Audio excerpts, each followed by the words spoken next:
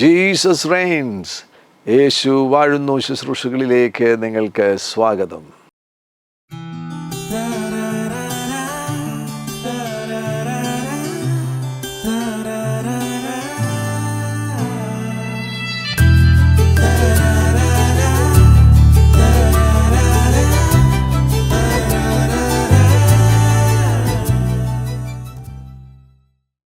ഭർത്താവും ഭാര്യയും തമ്മിൽ വഴക്ക്.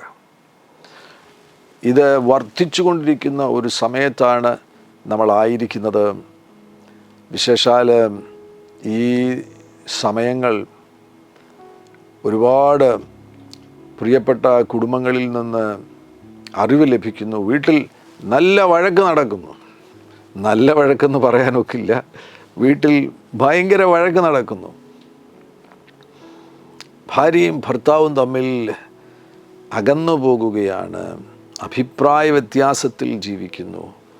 അങ്ങനെയുള്ള കുടുംബങ്ങൾ ഇത് മുഖാന്തരമായിട്ട്, ഭാര്യയും ഭർത്താവും തമ്മിലുള്ള അകൽച്ച മുഖാന്തരമായിട്ട് തകർച്ചയിലേക്ക് പോകും. ഒരു വീട്ടിൽ ഐക്യതയില്ലെന്നുണ്ടെങ്കിൽ, ഒരുമിച്ച് മുന്നോട്ട് പോകുവാൻ കഴിയുകയില്ല എങ്കിൽ അതിൻ്റെ ഫലമായിട്ട് സാമ്പത്തികമായിട്ട് തകർച്ചയിലേക്ക് പോകും. കുട്ടികൾ അവർ മത്സരികളായി തീരും, അനുസരണക്കേടിലേക്ക് പോകും. ശാരീരികമായിട്ടുള്ള രോഗങ്ങൾ ഈ പ്രിയപ്പെട്ടവരെ പീഡിപ്പിക്കുവാൻ തുടങ്ങും. മനസ്സമാധാനം കാണത്തില്ല, ഉറക്കം ശരിയാകത്തില്ല, വ്യാകുലതയിലും ആകുലതയിലും ജീവിക്കേണ്ടതായിട്ട് വരും. വഴക്കുകളിലാണ് ഇപ്പോൾ ആയിരിക്കുന്നത് എങ്കിൽ അതിൽ നിന്ന് പുറത്തു വരിക. ഭർത്താവിനും ഭാര്യയ്ക്കും സ്നേഹത്തോടും സമാധാനത്തോടും കൂടെ ജീവിക്കുവാൻ കഴിയും. ഒരു റിന്യൂവൽ ഉണ്ടായാൽ മതി.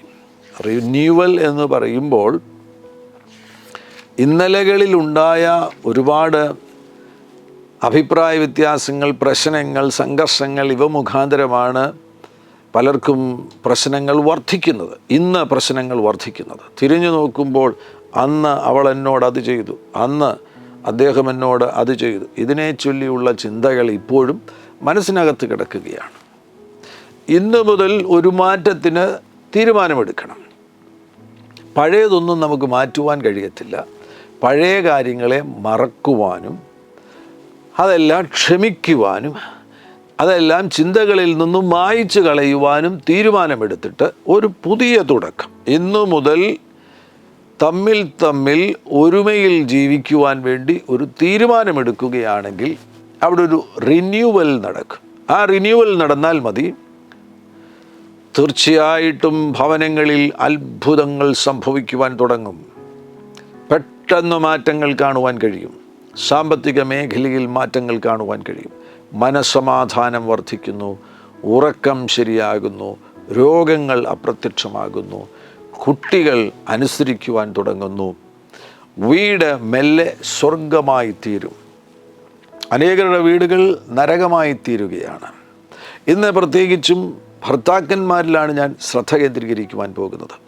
ചില ഭർത്താക്കന്മാർ ഒരു ഉത്തരവാദിത്വവുമില്ലാതെ, കുടുംബത്തെ ശ്രദ്ധിക്കാതെ അവരുടെ ലോകത്തിൽ ജീവിക്കുന്നവരായിത്തീരുന്നു. രാവിലെ വീട്ടിൽ നിന്ന് ഇറങ്ങിപ്പോയി കഴിഞ്ഞാൽ ഒരു സമയത്തായിരിക്കും കയറി വരുന്നത്. എവിടെ പോയെന്നോ എന്തു ചെയ്യുകയായിരുന്നെന്നോ ഇതൊന്നും പങ്കുവയ്ക്കുവാൻ ഭർത്താവ് തയ്യാറാകുന്നില്ല. രാവിലെ ബ്രേക്ക്ഫാസ്റ്റ് കഴിച്ച് പോയതിന് ശേഷം എവിടെയാണ് ഉച്ചയ്ക്ക് ഭക്ഷണം കഴിച്ചത് ഭാര്യയ്ക്കറിയത്തില്ല. വൈകുന്നേരം വന്നതിന് ശേഷം രാത്രിയിൽ അത്താഴം കഴിച്ച് കിടന്നുറങ്ങുകയാണ്. വീട്ടിൽ എന്തൊക്കെയാണ് സംഭവിച്ചത്? കുട്ടികൾ സ്കൂളിൽ പോയോ? അവരുടെ വിദ്യാഭ്യാസം എങ്ങനെയുണ്ട്? സാമ്പത്തിക കാര്യങ്ങൾ എങ്ങനെയാണ്? ഈ കാര്യങ്ങളിൽ ഒന്നും ശ്രദ്ധ പതിപ്പിക്കാതെ ഉത്തരവാദിത്വമില്ലാതെ ജീവിക്കുന്ന ഒത്തിരി ഭർത്താക്കന്മാരുണ്ട്. ഇതിനിടയിൽ ചിലർ മദ്യപാനികളുമായി തീരുകയാണ്. കഴിഞ്ഞൊരു ദിവസം മദ്യപാനിയാകുന്നൊരു മനുഷ്യൻ അദ്ദേഹത്തിൻ്റെ മദ്യപാനം മാറുവാൻ വേണ്ടി പ്രാർത്ഥിച്ചു. മദ്യപാനം മുഖാന്തരമായിട്ട് ലിവർ സിറോസിസ് എന്ന് പറയുന്ന രോഗമായി. അപ്പോൾ ഡോക്ടർ പറഞ്ഞു, നിങ്ങൾ ഇനി കുടിച്ചാൽ മരിച്ചു പോകും. എന്തായാലും പ്രാർത്ഥിച്ചു കഴിഞ്ഞതിന് ശേഷം 2 മാസത്തോളം മദ്യപാനം താൻ അതിനെ ഉപേക്ഷിച്ച് മദ്യപാനം കൂടാതെ ജീവിക്കുവാൻ എന്തായാലും ഒരു അത്ഭുതം സംഭവിച്ചു.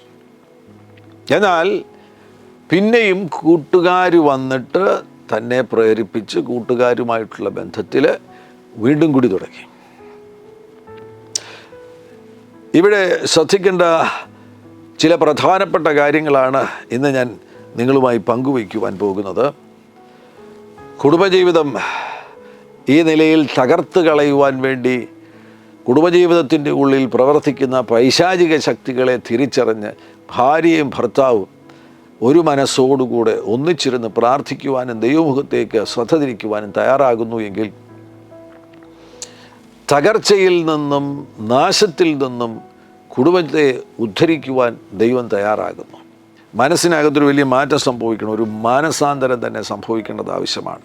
ഞാൻ റിന്യൂവലിനെ കുറിച്ച് പറഞ്ഞല്ലോ. പഴയതെല്ലാം മറന്നതിന് ശേഷമായിട്ട് മനസ്സിൽ ഉള്ള പഴയ കാര്യങ്ങളെല്ലാം അതെല്ലാം എടുത്ത് പുറത്ത് കളഞ്ഞിട്ട് ഒരു പുതുക്കത്തിനു വേണ്ടി, മനസ്സിനൊരു മാറ്റത്തിനു വേണ്ടി തയ്യാറാകുകയാണെങ്കിൽ റോമാലേഖനം 12-ാമത്തെ അധ്യായം അതിൻ്റെ 2-ാം വാക്യത്തിൽ പറയുന്നത് പോലെ ഈ ലോകത്തിന് അനുരൂപമാകാതെ നന്മയും പ്രസാദവും പൂർണ്ണതയുമുള്ള ദൈവഹിതം ഇന്നതെന്ന് തിരിച്ചറിയേണ്ടതിന് മനസ്സ് പുതുക്കി രൂപാന്തരപ്പെടുവീൻ.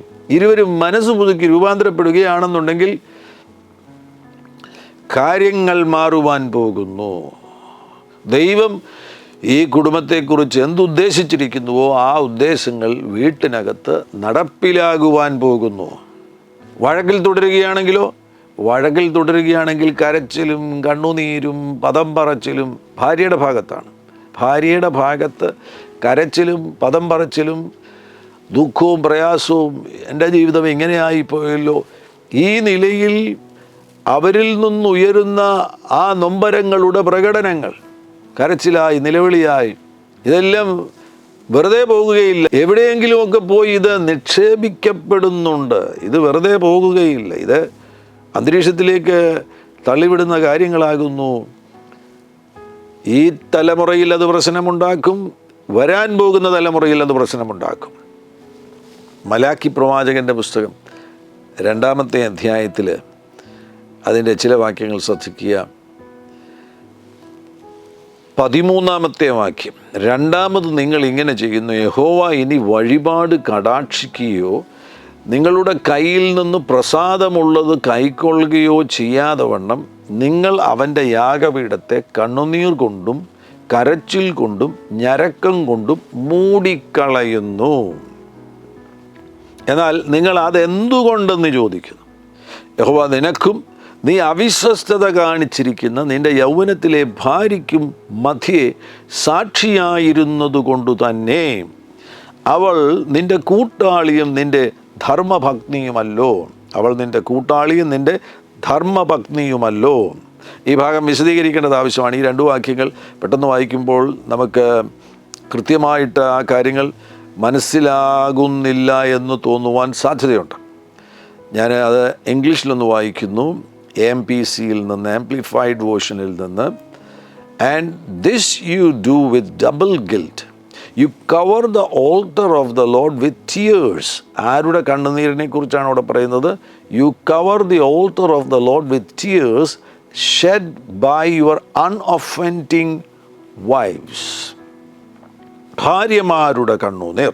അവിടെ ഒന്നാമതായിട്ട് ചൊരിയപ്പെടുന്നത് ഭാര്യമാരുടെ കണ്ണുനീരാണ്. ഭാര്യമാരുടെ കണ്ണുനീർ എന്തുകൊണ്ട് ചൊരിയപ്പെടുന്നു? വീട്ടിലുണ്ടാകുന്ന പ്രശ്നങ്ങൾ മുഖാന്തരമായിട്ട്. ഭർത്താവിൽ നിന്ന് സ്നേഹം പ്രതീക്ഷിക്കുന്നു, സ്നേഹം ലഭിക്കുന്നില്ല. ഭർത്താവ് ഭാര്യയെ തിരസ്കരിക്കുന്നു, വീട്ടിൽ പ്രശ്നങ്ങളുണ്ടാകുന്നു, വഴക്കുകളുണ്ടാകുന്നു, ഭാര്യ കരയാൻ തുടങ്ങുന്നു. The altar of the Lord, you cover the altar of the Lord with tears shed by your unoffending wives. നിനക്ക് ബുദ്ധിമുട്ട് സൃഷ്ടിക്കാത്ത ഭാര്യയ്ക്ക് വിരോധമായി ഭർത്താവേ നീ അഴിച്ചുവിടുന്ന പീഡനങ്ങൾ അവളെ കരയിപ്പിക്കുന്നു. നല്ലതുണ്ടാകണമെന്ന് ആഗ്രഹിക്കുന്ന ഭാര്യമാർ, എല്ലാ ഭാര്യമാരും അങ്ങനെ ആകണമെന്നില്ല. നല്ലതുണ്ടാകണം, ആ വീട് സ്വർഗം പോലെ ആകണം, ഭർത്താവിനെ സ്നേഹിക്കണം, ഭർത്താവിന് നന്മ ചെയ്യണമെന്നൊക്കെ ആഗ്രഹിക്കുന്ന അൺഒഫൻഡിങ് വൈഫ്സ്, അങ്ങനെയുള്ള നല്ല ഭാര്യമാർ മറ്റ് മറ്റ് നിലയിൽ ഭർത്താവിന് ഒഫൻസുകൾ കൊണ്ടുവരാതിരിക്കുന്ന, ബുദ്ധിമുട്ടുകൾ കൊണ്ടുവരാതിരിക്കുന്ന ഭാര്യയെ ഈ ഭർത്താവ് കാരണം കൂടാതെ പീഡിപ്പിക്കുന്നു. ആ പീഡനങ്ങൾ അവളിൽ വരുത്തുന്ന ദുഃഖത്തിൻ്റെ ഫലമായിട്ട് അവൾ കരയുന്നു. ആ കരച്ചിൽ എവിടെ എത്തുന്നു? ദൈവത്തിൻ്റെ യാഗപീഠത്തിലെത്തുന്നു, ദൈവസന്നിധിയിലെത്തുന്നു എന്നാണ് ഈ വാക്യത്തിൽ നിന്ന് മനസ്സിലാക്കാൻ കഴിയുന്നത്. പുതിയ നിയമഭാഷയിൽ ഇത് മനസ്സിലാക്കണം. ഭാര്യമാരുടെ കരച്ചിൽ, ഈ ഭാര്യമാരുടെ കരച്ചിൽ ഉയരുന്ന വീട്ടിൽ ഭർത്താവ് ദൈവത്തോട് പറയും, എൻ്റെ ബിസിനസ് അനുഗ്രഹിക്കപ്പെടണമേ, എൻ്റെ സാമ്പത്തികം നന്നായിരിക്കണമേ, എൻ്റെ ആരോഗ്യം നന്നായിരിക്കണമേ, എൻ്റെ പിള്ളേരുടെ പഠിത്തം നന്നായിരിക്കണമേ എന്ന് ദൈവത്തോട് പറയുന്ന പ്രാർത്ഥനകൾക്കൊന്നും മറുപടി ലഭിക്കില്ല. വീട്ടിൽ അടിയും വഴക്കും നടക്കുന്ന ഇടത്ത് ഭർത്താവ് ദൈവത്തോട് എൻ്റെ വീട് നന്നായിരിക്കണം, കടം മാറണം, സാമ്പത്തികം ലഭിക്കണമെന്ന് പ്രാർത്ഥന ഉയർത്തി കഴിഞ്ഞാൽ ആ പ്രാർത്ഥന ദൈവസന്നിധിയിലെത്തുമോ? ആ പ്രാർത്ഥനയ്ക്ക് ഉത്തരം ലഭിക്കുകയില്ല. അതെല്ലാം പിശാച് തടസ്സം സൃഷ്ടിച്ച് ആ പ്രാർത്ഥനയെ മുടക്കിക്കളയും. ആ പ്രാർത്ഥനയ്ക്ക് ഉത്തരം ലഭിക്കാതെ ആ പ്രാർത്ഥന തടയപ്പെടുന്നു. അപ്പോൾ എന്തു ചെയ്യും? ഭർത്താവ് അദ്ദേഹവും കരയാൻ തുടങ്ങും. ഈ രണ്ടുപേരുടെ കരച്ചിലാണ്. ഈ രണ്ടുപേരുടെ കരച്ചിൽ അതാണ്. ഇനി നമുക്ക് മടങ്ങി വന്ന് മലാക്കി പ്രവാചകൻ്റെ പുസ്തകം 2-ാം അധ്യായം 11-ാമത്തെ വാക്യം ഒരിക്കൽ കൂടെ വായിക്കാം. രണ്ടാമത് നിങ്ങൾ ഇങ്ങനെ ചെയ്യുന്നു, യഹോവ ഇനി വഴിപാട് കടാക്ഷിക്കുകയോ നിങ്ങളുടെ കയ്യിൽ നിന്ന് പ്രസാദമുള്ളത് കൈക്കൊള്ളുകയോ ചെയ്യാതെ വണ്ണം നിങ്ങൾ അവൻ്റെ യാഗപീഠത്തെ കണ്ണുനീർ കൊണ്ടു. ആരുടെ കണ്ണുനീര്? ഒന്ന് ഭാര്യയുടെ കണ്ണുനീര്, രണ്ട് ആരുടെ കണ്ണുനീര്? പ്രാർത്ഥനയ്ക്ക് മറുപടി ലഭിക്കാതെ വരുന്ന ഭർത്താവിൻ്റെ കണ്ണുനീര്. ബിസിനസ് തകരുന്നു, സാമ്പത്തികം തകരുന്നു, ജോലിയിൽ പ്രശ്നമുണ്ടാകുന്നു, മക്കളുടെ കാര്യം തടസ്സപ്പെടുന്നു, അത് കണ്ട് കരയുന്ന ഭർത്താവ്. രണ്ടുപേരുടെയും കണ്ണുനീരാണ്. കണ്ണുനീർ കൊണ്ടും കരച്ചിൽ കൊണ്ടും ഞരക്കം കൊണ്ടും മൂടിക്കളയുന്നു. ഇത് എന്തുകൊണ്ടാണ് സംഭവിക്കുന്നതെന്ന് 14-ാം വാക്യത്തിൽ പറയുന്നു. എന്നാൽ നിങ്ങളത് എന്തുകൊണ്ടെന്ന് ചോദിക്കുന്നു. യഹോവ നിനക്കും നീ അവിശ്വസ്തത കാണിച്ചിരിക്കുന്ന നിൻ്റെ യൗവനത്തിലെ ഭാര്യയ്ക്കും മധ്യേ സാക്ഷിയായിരുന്നത് കൊണ്ട് തന്നെ. വിവാഹം യഥാർത്ഥത്തിൽ ദൈവസന്നിധിയിൽ നടക്കുമ്പോൾ സംഭവിക്കുന്നത്, ഒരു പുരുഷനെയും സ്ത്രീയെയും തമ്മിൽ യോജിപ്പിക്കുന്നത് ദൈവമാണ്. അവർ രണ്ടും ആത്മാക്കളാകുന്നുവല്ലോ. ശരീരങ്ങൾ അവരുടെ വാസസ്ഥലങ്ങളാണ്. നമുക്ക് ശരീരം മാത്രമേ കാണുവാൻ കഴിയുകയുള്ളൂ എങ്കിലും അവർ ആത്മാക്കളാകുന്നു. ആ ആത്മാക്കളെ തമ്മിൽ യോജിപ്പിക്കുവാൻ ദൈവത്തിന് മാത്രമേ കഴിയത്തുള്ളൂ.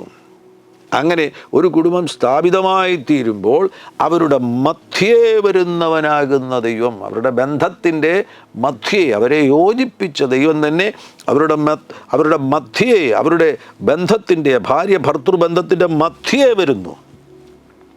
യൗവനത്തിലെ ഭാര്യയ്ക്കും മധ്യേ സാക്ഷിയായിരുന്നത് കൊണ്ട് തന്നെ വീട്ടിൽ നടക്കുന്ന കാര്യങ്ങളെല്ലാം കർത്താവിന് കാണാൻ കഴിയും. ആ ബന്ധത്തിൻ്റെ മധ്യത്തിൽ ആരുണ്ട്? മിഡിൽ പ്ലേസിൽ ആരുണ്ട്? ദൈവമുണ്ട്. അവൾ നിൻ്റെ കൂട്ടാളിയും നിൻ്റെ ധർമ്മപത്നിയുമല്ലോ. അവിടെ ഒരു ഉടമ്പടി ബന്ധത്തിലാകുന്നു ഈ ബന്ധം സ്ഥാപിതമായിരിക്കുന്നത്. ആ ബന്ധത്തിൻ്റെ മിഡിൽ പ്ലേസിൽ ദൈവമുണ്ട്. ഈ വീട്ടിൽ നടക്കുന്ന കാര്യങ്ങളെല്ലാം ദൈവം കാണുകയാണ്. ഇവിടെ അടിയും ഡിസഗ്രിമെൻറ്റുമാകുമ്പോൾ മിഡിൽ പ്ലേസിൽ നിന്ന് ദൈവം മാറേണ്ടതായിട്ട് വരും. അത്തരത്തിലുള്ള അസ്വസ്ഥതകളും അസമാധാനങ്ങളും ഉള്ള സ്ഥലത്ത് ദൈവത്തിന് തുടരുവാൻ കഴിയുകയില്ല, ദൈവ സാന്നിധ്യത്തിന് തുടരുവാൻ കഴിയുകയില്ല. ഇതാ ഈ മിഡിൽ പ്ലേസിലേക്ക് ഈ വഴക്കിൻ്റെ പിന്നിൽ പ്രവർത്തിക്കുന്ന പിശാച് വരികയാണ്. ആ കുടുംബത്തിൻ്റെ മിഡിൽ പ്ലേസിൽ പിശാചാകുന്നതോടുകൂടെ ആ കുടുംബം നരകമായി തീരുന്നു. ദൈവം നിൻ്റെ വീട്ടിലുണ്ടെങ്കിൽ ആ കുടുംബം സ്വർഗമാകുന്നു. പിശാച് നിൻ്റെ വീട്ടിലുണ്ടെങ്കിൽ അത് നരകമാകുന്നു. നരകം പോലെയായിരിക്കുന്ന നിൻ്റെ ആ കുടുംബത്തെ സ്വർഗമാക്കുവാൻ ആർക്ക് മാത്രമേ കഴിയത്തുള്ളൂ? കർത്താവാകുന്ന യേശു ക്രിസ്തുവിന് മാത്രമേ കഴിയത്തുള്ളൂ. യേശുവിലേക്ക് നിങ്ങൾ ശ്രദ്ധ തിരിച്ചാൽ അവിടുന്ന് അത്ഭുതം ചെയ്യും. നിങ്ങളുടെ നരകതുല്യമാകുന്ന ആ കുടുംബജീവിതത്തെ രൂപാന്തരപ്പെടുത്തി മാറ്റങ്ങൾ കൊണ്ടുവന്ന് സ്വർഗതുല്യമാക്കുവാൻ അവിടുന്ന് വിശ്വസ്തനാകുന്നു. അതിന് സഹായകരമാകുന്ന ചില കാര്യങ്ങൾ ഞാൻ നിങ്ങളുമായിട്ട് പങ്കുവയ്ക്കുവാൻ ആഗ്രഹിക്കുകയാണ്. എന്നാൽ ഒരു ചെറിയ ഇടവേളയ്ക്ക് ശേഷം. എല്ലാ പ്രഭാതത്തിലും 3 മിനിറ്റ് നീണ്ടു നിൽക്കുന്ന ഒരു ചെറിയ സന്ദേശം വാട്സപ്പിൽ അയക്കുന്നുണ്ട്. നിങ്ങൾക്കത് ലഭിക്കണമെന്ന ആഗ്രഹമുണ്ടെങ്കിൽ സ്ക്രീനിൽ കാണുന്ന നമ്പറിൽ ഒരു മെസ്സേജ് അയയ്ക്കുക. ഞങ്ങളുടെ ഓൺലൈൻ റേഡിയോ ആയ ജീസസ് റൈൻസ് റേഡിയോയുടെ ആപ്പ് ഇതുവരെയും ഡൗൺലോഡ് ചെയ്തിട്ടില്ല എങ്കിൽ പ്ലേ സ്റ്റോറിലും ആപ്പ് സ്റ്റോറിലും ലഭ്യമാണ്. ജീസസ് റൈൻസ് റേഡിയോ എന്ന് ടൈപ്പ് ചെയ്ത ശേഷം സെർച്ച് ചെയ്യുക. ആപ്പ് നിങ്ങൾ ഇപ്പോൾ തന്നെ ഡൗൺലോഡ് ചെയ്താലും എല്ലാ പ്രഭാതത്തിലും 4 മണിക്ക് ടങ്സ് പ്രെയർ ഉണ്ടായിരിക്കുന്നതാണ്. നിങ്ങളുടെ ആത്മീയ വർധനവിനായി ദയവായി സൂമിൽ ജോയിൻ ചെയ്താലും. മീറ്റിംഗ് ID സ്ക്രീനിൽ നിങ്ങൾക്ക് ലഭ്യമാണ്. അതോടൊപ്പം തന്നെ എല്ലാ ബുധനാഴ്ചയും രാത്രി 10 മുതൽ 1 മണി വരെ നൈറ്റ് പ്രെയർ ഉണ്ടായിരിക്കുന്നതാണ്. നമുക്ക് ഒരുമിച്ച് രാജ്യങ്ങൾക്ക് വേണ്ടി പ്രാർത്ഥിക്കാം. ദയവായി സൂമിൽ ജോയിൻ ചെയ്താലും. ഈ യൂട്യൂബ് ചാനൽ നിങ്ങൾ ഇതുവരെയും സബ്സ്ക്രൈബ് ചെയ്തിട്ടില്ല എങ്കിൽ ഇപ്പോൾ തന്നെ സബ്സ്ക്രൈബ് ചെയ്യുക. ശേഷം ബെൽ ബട്ടൺ അമർത്താൻ മറക്കല്ലേ. ഈ സന്ദേശം മറ്റുള്ളവരിലേക്ക് അനുഗ്രഹമാകാൻ ഷെയർ ചെയ്താലും. കർത്താവ് നിങ്ങളെ ധാരാളമായി അനുഗ്രഹിക്കട്ടെ. വീണ്ടും സ്വാഗതം. നരകതുല്യമാകുന്ന കുടുംബാന്തരീക്ഷമാകുന്നു എങ്കിൽ അത് സ്വർഗതുല്യമാകണമെന്ന് നിങ്ങൾ ആഗ്രഹിക്കുന്നുണ്ടോ? അങ്ങനെ ഒരു ആഗ്രഹം ഉണ്ടാകട്ടെ. അങ്ങനെ ഒരു ആഗ്രഹം പ്രത്യേകിച്ച് ഭർത്താക്കന്മാർക്കുണ്ടാകട്ടെ. ഇന്ന് ഞാൻ ഭർത്താക്കന്മാരിലാണ് കൂടുതൽ ശ്രദ്ധ കേന്ദ്രീകരിക്കുവാൻ പോകുന്നത്. അവരെക്കുറിച്ചാണ് ചില കാര്യങ്ങൾ പറയുവാൻ പോകുന്നത്. ഭർത്താക്കന്മാരുടെ കയ്യിലാകുന്നു ഒരു കുടുംബജീവിതത്തിൻ്റെ വിജയമിരിക്കുന്നത്. ഒരു കുടുംബം തകർന്നു, പൊളിഞ്ഞു, തരിപ്പണമായി എന്നൊക്കെ പറയുമ്പോൾ അതിൻ്റെ ഒന്നാം കാരണക്കാരൻ ഭർത്താവ് തന്നെ എന്ന് സംശയരഹിതമായി പറയുവാൻ കഴിയും. കാരണം അദ്ദേഹം ലീഡറാണല്ലോ. അദ്ദേഹം തലയല്ലേ. തലയാകുമ്പോൾ ലീഡറാകുന്നു. ലീഡറിന് വന്ന പിശക് മൂലമാണ് ആ കുടുംബം തകരുന്നത്. ഒന്നാം കാരണക്കാരൻ ഭർത്താവാകുന്നു. ഭർത്താവ് ചെയ്യേണ്ട ചില കാര്യങ്ങൾ. കുടുംബം സ്വർഗമായി തീരണമെന്ന് ആഗ്രഹിക്കുന്നുണ്ടോ? ഭർത്താവ് ആഗ്രഹിക്കുന്നുണ്ടോ? ഭാര്യ ആഗ്രഹിക്കുന്നുണ്ടോ? ഭർത്താവ് ചെയ്യേണ്ട ചില കാര്യങ്ങൾ. ഒന്നാമതായിട്ട് ഭർത്താവ് സ്നേഹിക്കുവാൻ തയ്യാറാകണം. സ്നേഹിക്കുവാൻ തയ്യാറാകുമ്പോൾ ഈ വാക്യങ്ങൾ ഭർത്താവ് ശ്രദ്ധിച്ച് പഠിക്കണം.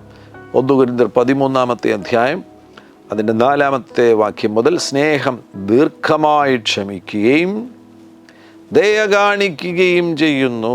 സ്നേഹം സ്പർദ്ധിക്കുന്നില്ല, സ്നേഹം നിഗളിക്കുന്നില്ല, ചീർക്കുന്നില്ല, അയോഗ്യമായി നടക്കുന്നില്ല, സ്വാർത്ഥം അന്വേഷിക്കുന്നില്ല, ദേഷ്യപ്പെടുന്നില്ല, ദോഷം കണക്കിടുന്നില്ല, അനീതിയിൽ സന്തോഷിക്കാതെ സത്യത്തിൽ സന്തോഷിക്കുന്നു, എല്ലാം പൊറുക്കുന്നു, എല്ലാം വിശ്വസിക്കുന്നു, എല്ലാം പ്രത്യാശിക്കുന്നു, എല്ലാം സഹിക്കുന്നു. നോക്കുക, ആ ഭാഗത്ത് പറഞ്ഞിരിക്കുന്നത് സഹിക്കുന്നു, പൊറുക്കുന്നു, വിശ്വസിക്കുന്നു, പ്രത്യാശിക്കുന്നു. ഈ പറഞ്ഞിരിക്കുന്ന സ്നേഹത്തിൻ്റെ ഗുണമേന്മകളൊക്കെ വ്യക്തിപരമാകുന്ന ജീവിതത്തിൽ പ്രഥമമായിട്ട് ഭർത്താക്കന്മാർ സ്വീകരിക്കുവാൻ തയ്യാറാകണം. ഈ സ്നേഹത്തെ നമുക്ക് ദൈവത്തിൻ്റേതുപോലെയുള്ള സ്നേഹം എന്ന് വിളിക്കുവാൻ കഴിയും. ഗാഡ് കൈൻഡ് ഓഫ് ലവ് എന്ന് നമുക്ക് വിളിക്കുവാൻ കഴിയും. ദൈവത്തിൻ്റേതുപോലെയുള്ള സ്നേഹം. ഇത് പഠിക്കണം. ഇതെല്ലാം ഞാൻ മാത്രം ചെയ്താൽ മതിയോ, ഭാര്യ ചെയ്യേണ്ടേ എന്നൊക്കെ ചോദിക്കാൻ വരട്ടെ. ആദ്യം നമ്മൾ തന്നെ അതങ്ങ് ചെയ്യേ. ഭർത്താക്കന്മാർ തന്നെ അതങ്ങ് ചെയ്യേ. ദീർഘമായിട്ട് ക്ഷമിക്കുന്ന സ്നേഹം അങ്ങ് പ്രകടിപ്പിക്കുക. ദയ കാണിക്കുന്ന സ്നേഹം അങ്ങ് പ്രകടിപ്പിക്കുക. നിഗളിക്കാത്ത സ്നേഹം അങ്ങ് പ്രകടിപ്പിക്കുക. അയോഗ്യമായി നടക്കാത്ത സ്നേഹം അങ്ങ് പ്രകടിപ്പിക്കുക. അനീതിയിൽ സന്തോഷിക്കാത്ത സ്നേഹം, എല്ലാം പൊറുക്കുന്ന സ്നേഹം, എല്ലാം വിശ്വസിക്കുന്ന സ്നേഹം, എല്ലാം പ്രത്യാശിക്കുന്ന സ്നേഹം, എല്ലാം സഹിക്കുന്ന സ്നേഹം. എന്നിട്ട് 8 വാക്യത്തിൽ പറയുന്നു, സ്നേഹം ഒരു നാളും ഉതിർന്നു പോകുകയില്ല.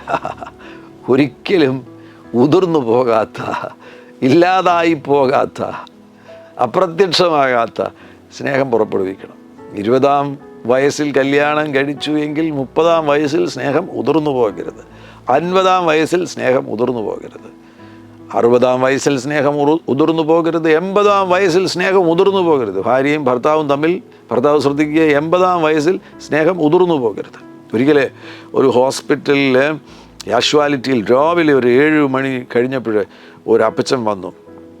80-82 വയസ്സുള്ളൊരു അപ്പച്ചൻ വന്നു. അപ്പച്ചൻ്റെ കയ്യിൽ ഒരു മുറിവുണ്ടായതിൻ്റെ സ്റ്റിച്ചസ് ഉണ്ടായിരുന്നു. ആ മുറിവെല്ലാം ഉണ്ടെങ്കിൽ സ്റ്റിച്ചസ് എടുക്കാൻ വേണ്ടി വന്നതാണ്.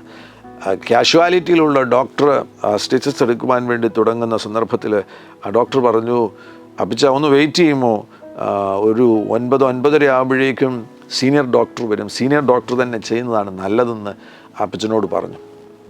അപ്പച്ചൻ പറഞ്ഞു, ഇല്ല, എനിക്ക് വേഗത്തിൽ പോകണം, എനിക്ക് എൻ്റെ ഭാര്യയുമായിട്ട് ഒരുമിച്ചിരുന്ന് ബ്രേക്ക്ഫാസ്റ്റ് കഴിക്കണം. അപ്പോൾ ആ കാഷ്വാലിറ്റിയിലെ ഡോക്ടർ അത്ഭുതപ്പെട്ടു. ഇത്ര ഡിസിപ്ലിൻഡ് ആയിട്ടുള്ളൊരു മനുഷ്യനാണല്ലോ ഈ അപ്പച്ചനെന്ന്. അപ്പച്ചനോട് പറഞ്ഞു, ഭാര്യ എല്ലാം തയ്യാറാക്കി വയ്ക്കുമല്ലോ, അപ്പച്ചൻ അങ്ങ് ചെന്നാൽ മതിയല്ലോ, 8-9 മണിയാകുമ്പോഴത്തേക്കും അങ്ങ് ചെല്ലാമല്ലോ. ഇല്ലില്ല, ഞാൻ ചെന്നിട്ട് വേണം മോനെ, ഞാൻ ചെന്നിട്ട് വേണം ബ്രേക്ക്ഫാസ്റ്റ് ഉണ്ടാക്കാൻ. അവൾക്കുണ്ടാക്കാൻ കഴിയത്തില്ല. അപ്പോൾ ആ ഡോക്ടർ അത്ഭുതപ്പെട്ടു. അപ്പച്ചൻ ചെന്നിട്ട് വേണോ ബ്രേക്ക്ഫാസ്റ്റ് ഉണ്ടാക്കാൻ? അതെ, അവൾക്ക് ഡിമിനീഷ്യാണ്, ഓർമ്മയെല്ലാം നഷ്ടപ്പെട്ടു. അവൾക്ക് എന്നെപ്പോലും അറിയത്തില്ല, ഞാൻ ഭർത്താവാണെന്ന് പോലും അറിയത്തില്ല. അത് കേട്ടപ്പോൾ ഡോക്ടർ മറുപടി പറഞ്ഞു, അങ്ങനെയാണെങ്കിൽ പിന്നെ ഒന്നും പേടിക്കേണ്ട കാര്യമില്ല, അപ്പച്ചനിപ്പോൾ പോകേണ്ട കാര്യമേ ഇല്ല.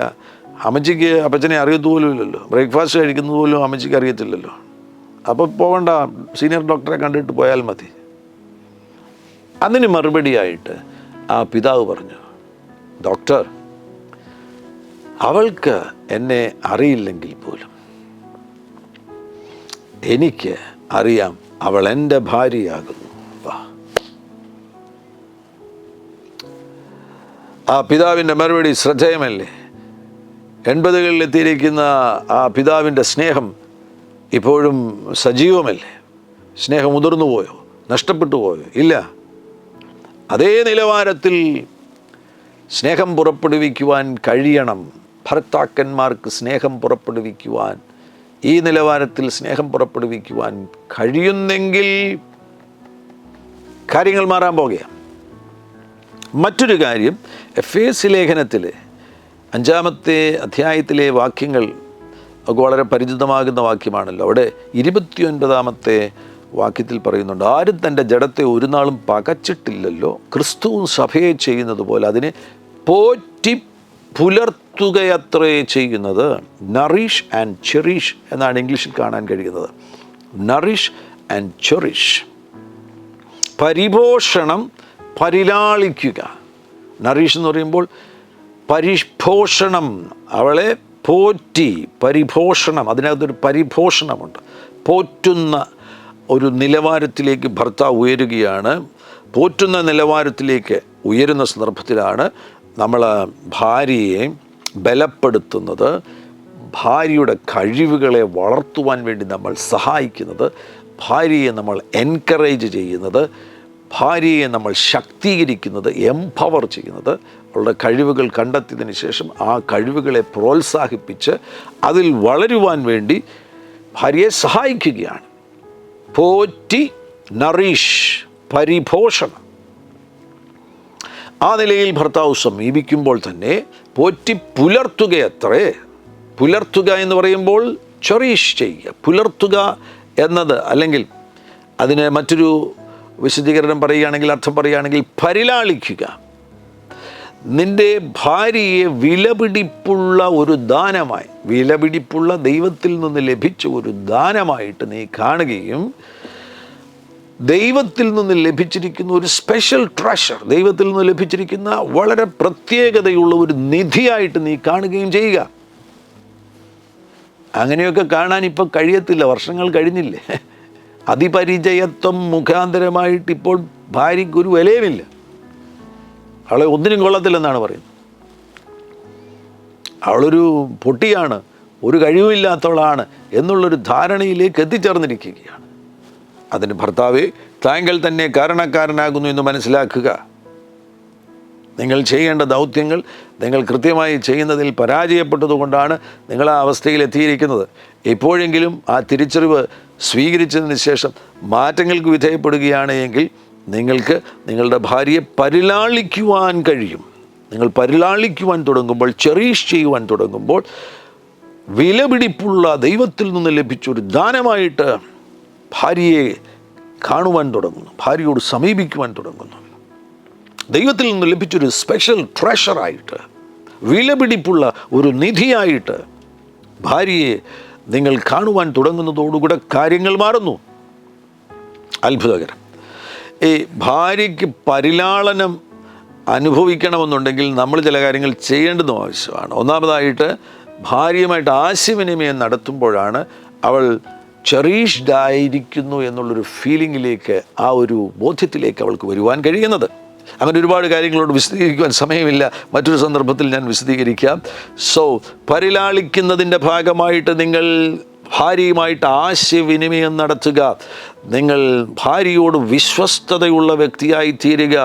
നിങ്ങൾ ഭാര്യയുടെ ഭാരം കുറയ്ക്കുന്ന വ്യക്തിയായി തീരുക.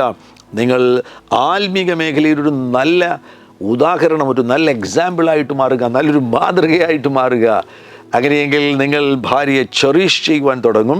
മൂന്നാമതായിട്ട്, നോ യുവർ വൈഫ്. നിൻ്റെ ഭാര്യയെ നീ അറിയുക. പലർക്കും അവരുടെ ഭാര്യയെ ഇത്രയും കാലമായിട്ട് മനസ്സിലാക്കാൻ കഴിഞ്ഞിട്ടില്ല. ഒരു പാസ്റ്ററിനോട് പറയായിരുന്നു, തൻ്റെ ഭാര്യയുമായിട്ട് ഒരുമിച്ച് ഒരു വിദേശ രാജ്യത്തായിരുന്ന സന്ദർഭത്തിൽ ഒരു ഹോട്ടലിൽ ഭക്ഷണം കഴിക്കാൻ പോയപ്പോൾ ഭർത്താവ് ഓർഡർ കൊടുക്കുവാൻ തുടങ്ങി കഴിഞ്ഞപ്പോൾ ഭാര്യ പറഞ്ഞു, എനിക്ക് ഇന്ന ഭക്ഷണം വേണമെന്ന് പറഞ്ഞു. ഭർത്താവ് പറഞ്ഞു, ഇല്ല, ഞാൻ തന്നെ പറയുന്ന അങ്ങ് നീ കഴിച്ചാൽ മതി. പിന്നീട് അദ്ദേഹത്തിനൊരു തിരിച്ചറിവുണ്ടായിട്ട് പെട്ടെന്ന് ഓക്കെ, നിൻ്റെ ഇഷ്ടപ്രകാരമുള്ളത് ഓർഡർ ചെയ്ത് കൊള്ളുക എന്ന് പറഞ്ഞു. അങ്ങനെ അവളുടെ ഇഷ്ടപ്രകാരമുള്ള ഭക്ഷണം അവൾ ഓർഡർ ചെയ്ത് അത് കഴിക്കാൻ തുടങ്ങിയപ്പോൾ ഈ ഭർത്താവ് ശ്രദ്ധിച്ചു കഴിഞ്ഞപ്പോൾ വളരെ രുചികരമായിട്ട് ആ സ്ത്രീ അത് കഴിക്കുന്നത് കണ്ടപ്പോൾ, തൻ്റെ ഭാര്യ അത് കഴിക്കുന്നത് കണ്ടു കഴിഞ്ഞപ്പോൾ തനിക്ക് കുറ്റബോധം ഉണ്ടായി. അദ്ദേഹം പറഞ്ഞു, ഞാൻ എൻ്റെ ഭാര്യ ഇതുവരെ മനസ്സിലാക്കിയില്ലല്ലോ. ഞാൻ കഴിക്കുന്ന അതേ ഭക്ഷണം തന്നെയാണ് എൻ്റെ ഭാര്യയും കഴിക്കേണ്ടത്. എൻ്റെ ഇഷ്ടം തന്നെയായിരിക്കണം അവളുടെ ഇഷ്ടം, അല്ലെങ്കിൽ അങ്ങനെ ആയിരിക്കുമെന്നാണ് ഞാൻ ധരിച്ചിരുന്നത്. ഇപ്പോഴാണ് എനിക്ക് മനസ്സിലായത്, അവൾക്ക് ചില ഇഷ്ടങ്ങളുണ്ടല്ലോ. നിൻ്റെ ഭാര്യയുടെ ഇഷ്ടങ്ങൾ നീ മനസ്സിലാക്കുക. അവളെ സന്തോഷിപ്പിക്കുന്നത് എന്ന് മനസ്സിലാക്കുക.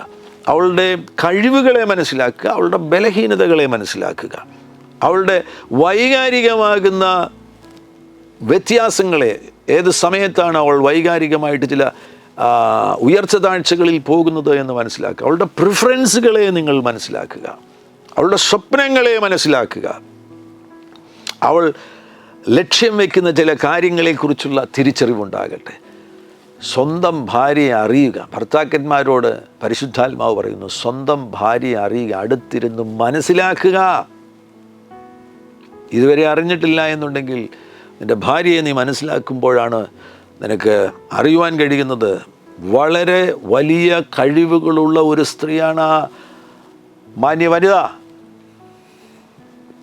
ഏറ്റവും അവസാനമായിട്ട് ഒരു കാര്യം കൂടെ പറഞ്ഞ് ഞാൻ പ്രാർത്ഥിക്കുവാൻ പോകുന്നു. ഭർത്താക്കന്മാർ ചെയ്യേണ്ട കാര്യമാണ് ഭാര്യമാരെ ബഹുമാനിക്കുക, ഓണർ ചെയ്യുക, ബഹുമാനിക്കുക. ഭാര്യമാരെ നീ ഓണർ ചെയ്യുവാൻ തുടങ്ങുമ്പോൾ, റെസ്പെക്റ്റ് ചെയ്യുവാൻ തുടങ്ങുമ്പോൾ, ഭാര്യമാരെ നീ സെലിബ്രേറ്റ് ചെയ്യുക, അവളുടെ വിജയങ്ങളിൽ നീ സെലിബ്രേറ്റ് ചെയ്യുക. അവൾ വഹിക്കുന്ന ദൈവകൃപയെക്കുറിച്ചുള്ള വെളിപ്പാട് നീ സ്വീകരിക്കുക. പല ഭർത്താക്കന്മാരും പൊതുസ്ഥലങ്ങളിൽ വെച്ച് തന്നെ ഭാര്യയെ വാക്കുകൾ കൊണ്ട് അപമാനിക്കാറുണ്ട്. അത് നിർത്തുക. കത്തി കൊണ്ട് കുത്തുന്നത് പോലെയാണത്. ഒരിക്കലും ചെയ്യരുത്. പൊതുസ്ഥലങ്ങളിൽ വെച്ച് തന്നെ നിൻ്റെ ഭാര്യയെ നീ ബഹുമാനിക്കുവാൻ തുടങ്ങുക. മാത്രമല്ല, സ്വകാര്യമായിട്ട് നീ ഭാര്യയെ ബഹുമാനിക്കുവാൻ തുടങ്ങുക. അവിടെയും തരുന്നില്ല, ഭാര്യയുടെ അസാന്നിധ്യത്തിൽ നീ മറ്റുള്ളവരോട് സംസാരിക്കുമ്പോൾ ഭാര്യയെ ബഹുമാനിക്കുവാൻ തുടങ്ങുക. ആ നിലയിൽ ഭാര്യയെ ആദരിക്കുകയും ബഹുമാനിക്കുകയും ചെയ്യുകയാണ് എങ്കിൽ, സ്നേഹിക്കുവാൻ തയ്യാറാകുന്നു എങ്കിൽ, പോറ്റി പുലർത്തുവാൻ തയ്യാറാകുന്നു എങ്കിൽ, ഭാര്യയെ തിരിച്ചറിയുവാൻ തയ്യാറാകുന്നു എങ്കിൽ, ഇന്നു മുതൽ ഒരു മാറ്റം സംഭവിക്കുവാൻ പോകുന്നു. ഒരു വലിയ അത്ഭുതം വീടിനകത്തേക്ക് പ്രവേശിക്കുവാൻ പോകുന്നു.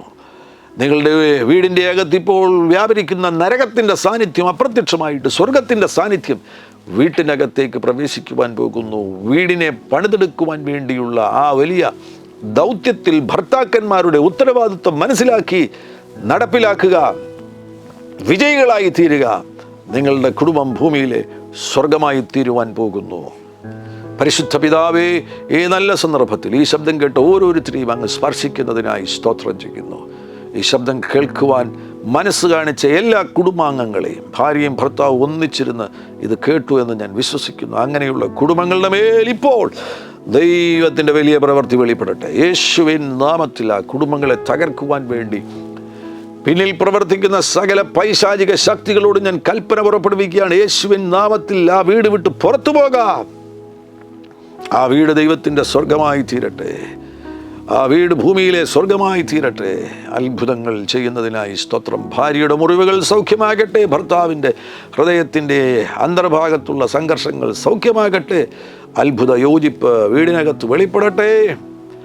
ആ വീട്ടിൽ കർത്താവിൻ്റെ സാന്നിധ്യം വന്നു നിറയട്ടെ. തലമുറകൾ അനുഗ്രഹിക്കപ്പെടട്ടെ. അങ്ങനെ ചെയ്യുന്നതിനായി സ്തോത്രം ചെയ്യുന്നു. ഈ സമയത്ത് തന്നെ രോഗികൾക്ക് വേണ്ടി പ്രാർത്ഥിക്കുന്ന യേശുവിൻ നാമത്തിൽ രോഗികൾ സൗഖ്യമാകട്ടെ. സാമ്പത്തിക കടബാധ്യതയിൽ നിന്ന് ഈ പ്രിയപ്പെട്ടവർ വിടുതൽ പ്രാപിക്കട്ടെ. സകല മഹത്വവും സ്തുതിയും സ്തോത്രവും അങ്ങയ്ക്ക് യേശു ക്രിസ്തുവിൻ നാമത്തിൽ തന്നെ. ആമേൻ.